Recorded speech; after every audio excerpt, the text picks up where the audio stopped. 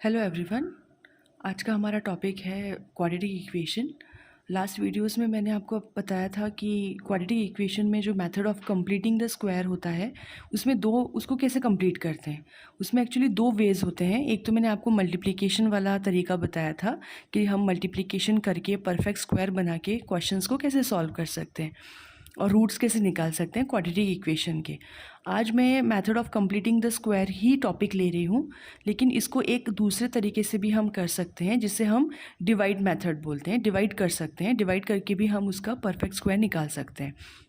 तो ये जो गिवन क्वेश्चन दिया है हमारे पास 3x² - 5x + 2, ये जो हमारी इक्वेशन है इसको मेथड ऑफ कंप्लीटिंग स्क्वायर में हमें मेथड से करना है और इसको दो तरीके से कर सकते हैं। लास्ट के मैंने वीडियोस में आपको बताया था कि मल्टीप्लिकेशन कैसे किया जाता है। आज मैं आपको बताऊंगी कि डिवाइड कैसे करते हैं। सबसे पहले हम देखेंगे कि जो हमारा कोफिशिएंट है x² वो परफेक्ट स्क्वायर है या नहीं। इसमें हमारा नंबर जो कोफिशिएंट है वो है 3। लास्ट वीडियोस में मैंने आपको बताया था कि मल्टीप्लिकेशन करके हम इस पूरी इक्वेशन को अगर 3 से मल्टीप्लाई कर दें तो हमारा जो कोफिशिएंट है वो हो जाएगा 3 × 3 9, और 9 एक परफेक्ट स्क्वायर है। अगर हम √9 निकालें तो हमारे पास 3 आता है। हम उस तरीके से भी कर सकते हैं, आप मेरे लास्ट वीडियो में जाके देख सकते हैं। आज मैं आपको दूसरा वे बताऊँगी कि इसको डिवाइड भी कर सकते हैं। अगर हम इस पूरी इक्वेशन को 3 से डिवाइड कर दें तो हमारा जो आंसर मिलेगा वो भी हमें परफेक्ट स्क्वायर ही मिलेगा। जैसे कि ये है +2 = 0। अब हमने इसको किया है डिवाइड।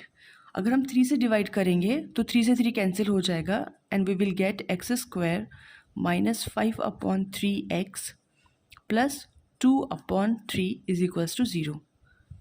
अब ये जो कोफिशिएंट है x का वो है 1, और 1 जो है वो हमेशा एक परफेक्ट स्क्वायर ही होता है। तो हमें जो सबसे पहले स्टेप में करना होता है कि जो कोफिशिएंट है उसको परफेक्ट स्क्वायर बनाना है, वो हमने बना लिया डिवाइड करके। अब हमें इसको एज इट इज़ जैसे हमने मल्टीप्लिकेशन के इस प्रोसेस में किया था वैसे ही करेंगे। हमारे पास फर्स्ट जो है वो दिया हुआ है x², और ये जो मिडिल टर्म है हमें इसे फिर से a - b² के फॉर्मूले में कन्वर्ट करना है। तो हमारी मिडिल टर्म हमेशा होती है 2x, तो हम इसे लिख सकते हैं 2 × x, और यहाँ पे जो गिवन है वो है 5/3। पर अब 5/3 के साथ हमने यहाँ पे 2 ले लिया है तो हमें यहाँ पे 5/6 लेना पड़ेगा। जब हम इसे सॉल्व करेंगे तो 2 और 6 आपस में डिवाइड हो जाएगा और नीचे बचेगा 5/3 और x। तो ये जो हमारी मिडिल टर्म है -5/3x, इसको हम इस तरीके से भी लिख सकते हैं 2 × x × 5/6। 2 और 6 का डिवाइड हो जाएगा तो वो फिर से हमारे पास 3 मिल जाएगा। अब हमने यहाँ पे 5/6 लिया है तो हमें इस इक्वेशन में +5/6² और -5/6² करना पड़ेगा। एक टर्म को हमने प्लस कर दिया है, एक टर्म को हमने माइनस कर दिया है, तो हमारे पास वही इक्वेशन फिर से मिल जाएगी। +2/3 हमारे पास है, हम इसको एज इट इज़ लिख देंगे एंड दैट विल बी 0। अब ये जो हमारी इक्वेशन है ये हमारी a - b² का फॉर्मूला बन गया है। a² + b² - 2ab। हम इस इक्वेशन को डायरेक्ट लिख सकते हैं a - b²। अब हमारे पास यहाँ पर है -5/6 का स्क्वायर, दैट विल बी 5 5 से 25 एंड 6 6 से 36, एंड दिस इज +2/3 = 0। अब हम इन दोनों इक्वेशंस को सॉल्व करेंगे, देन वी गेट x - 5² अगर इसे हम सॉल्व करेंगे तो हमें मिलेगा 36, हमारा एलसीएम आ जाएगा, and this is 25 and this is minus, and 3 3 set, that is 24 = 0।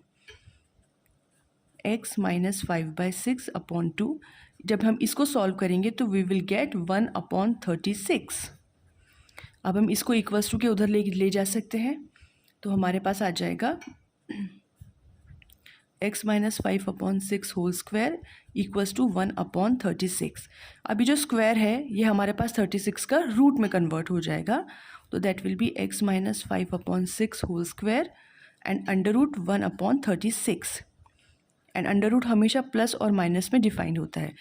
36 का जो रूट है वो होता है 6, तो दैट विल बी +- 1/6, और ये स्क्वायर हमारा हट जाएगा। ये हमारा आंसर आ गया। अब इसकी दो वैल्यूज़ आ जाएंगी, x minus 5/6 is equals two plus minus 1/6। Minus का 5/6 से हम उसको भी इक्वल्स टू के उधर लेके जा सकते हैं, तो we will get x is equals to 5/6 plus का हो गया क्योंकि वो इक्वल्स टू के उधर चला गया, एंड प्लस माइनस 1/6।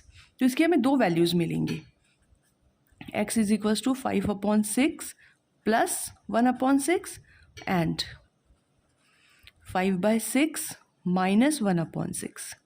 तो जब हम इसे सॉल्व करेंगे तो हमारे पास आ जाएगा 6/6 that will B 1 and 5 minus 1 is 4/6 that will B 2/3।